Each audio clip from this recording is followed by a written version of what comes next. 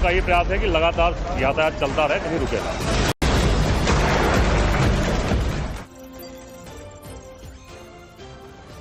तो यूपी के मुख्यमंत्री योगी आदित्यनाथ ने महाकुंभ को सफल बनाने के लिए अपनी जी जान लगा दी है और एक एक चीज पर खुद नजर रख रहे हैं।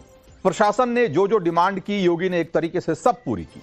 यानी योगी आदित्यनाथ महाकुंभ में आने वाले करोड़ों श्रद्धालुओं की सुविधा के लिए जो कर सकते थे उन्होंने सब किया।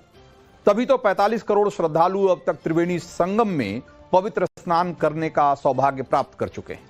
लेकिन महाकुंभ में योगी की साधना को यूपी के अधिकारियों ने पलीता लगाने में कोई कसर बाकी नहीं रखी और जिसका नतीजा यह है कि प्रयागराज जाने वाले हर रास्ते पर पिछले कई दिनों से लगातार जाम दिखता रहा और 3 दिन तक लंबे लंबे जाम लगे रहे सड़कों पर। लाखों करोड़ों श्रद्धालु महाकुंभ स्नान की आस में घंटों तक वाहनों में फंसे रहे।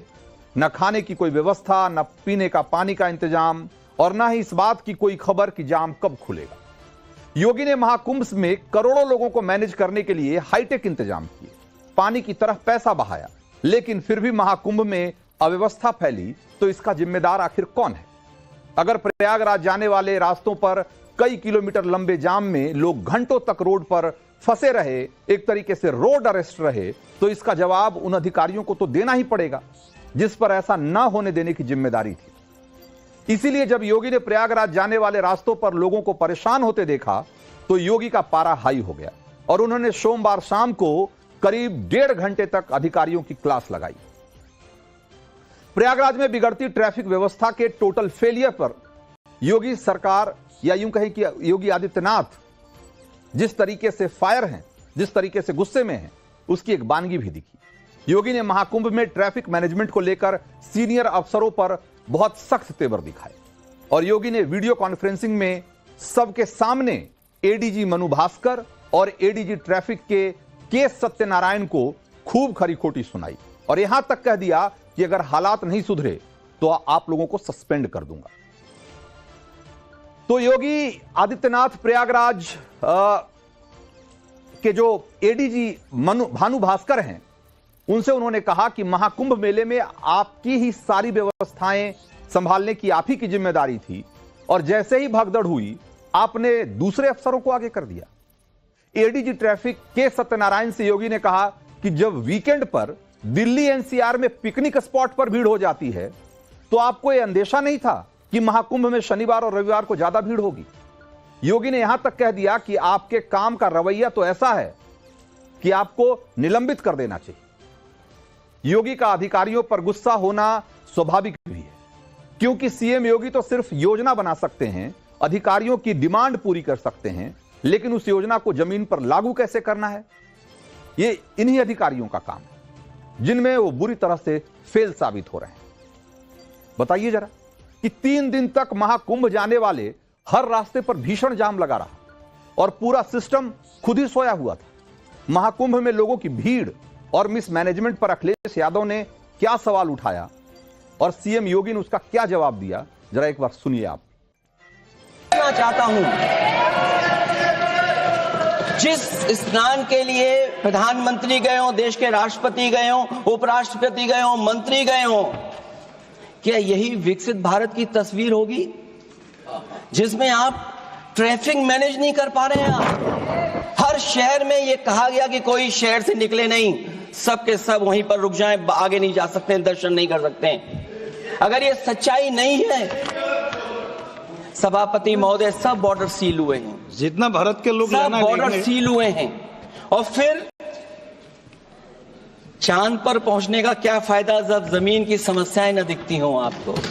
कुंभ में तो हर व्यक्ति आएगा, वहां तो किसी के साथ कोई भेदभाव नहीं है, न जाति का भेद है, न पंथ का भेद है, न क्षेत्र का भेद है, न भाषा का भेद है। पूरा देश आ रहा है और 29 दिन में 45 करोड़ श्रद्धालु अब तक वहां स्नान कर चुका है। ये नकारात्मकता फैलाने वाले वही लोग हैं जिन्होंने जीवन भर बीबीआईपी ट्रीटमेंट लिया है, सरकार की बीबीआईपी सुविधाओं का उपभोग किया है। तो विपक्षी सवाल इसलिए उठा पा रहे हैं क्योंकि महाकुंभ के मैनेजमेंट के लिए योगी ने जिन अधिकारियों पर भरोसा किया उन्होंने ही एक तरीके से इसको सीरियसली नहीं लिया। लेकिन योगी महाकुंभ में कोई भी अव्यवस्था बर्दाश्त करने के मूड में न पहले थे और न अभी हैं। इसीलिए योगी ने अब अपनी नई टीम को महाकुंभ में उतार दिया है और योगी आदित्यनाथ ने 28 आईएएस, आईपीएस और पीसीएस अधिकारियों को प्रयागराज भेजा है, स्पेशल ड्यूटी पर भेजा है, जो 12 फरवरी को होने वाले माघ पूर्णिमा स्नान को अच्छे से संपन्न कराने के लिए उन्होंने एक तरीके से उनको तैनात किया है। और इसी सिलसिले में एसटीएफ के चीफ अमिताभ यश को भी महाकुंभ में उतारा गया है और योगी का ऑर्डर एकदम क्लियर है कि ट्रैफिक मैनेजमेंट में कहीं कोई कमी नहीं रहनी चाहिए, वाहनों के लिए पार्किंग व्यवस्था एकदम दुरुस्त रहे ताकि किसी भी तरह के जाम की स्थिति का सामना न करना पड़े। माघ पूर्णिमा स्नान पर मौनी अमावस्या की तरह कोई मिसमैनेजमेंट नहीं होना चाहिए।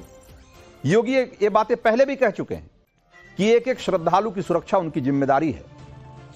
यानी योगी एक बार फिर महाकुंभ में फुल एक्टिव हैं और श्रद्धालुओं को होने वाली असुविधा को लेकर जीरो टॉलरेंस की नीति का ऐलान कर चुके हैं और जिसका असर अब जमीन पर दिखाई दे रहा है।